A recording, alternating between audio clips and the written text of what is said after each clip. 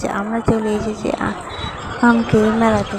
তো তারপরে দেখো এদিকে লোকজন এত ভিড়, হাঙ্গামা। আর এদিকে আমার ছেলে ঘুমিয়ে গেছে, আর আমরা এদিকে তুলসী মন্দিরে প্রদীপ জ্বালাবো এখন। তো প্রদীপ জ্বালা হয়ে গেলে আমরা চলে যাব এখান থেকে। আরও অনেক কিছু দেখার বাকি আছে, তো তোমরা অবশ্যই দেখতে থাকো, ভিডিওটা কন্টিনিউ।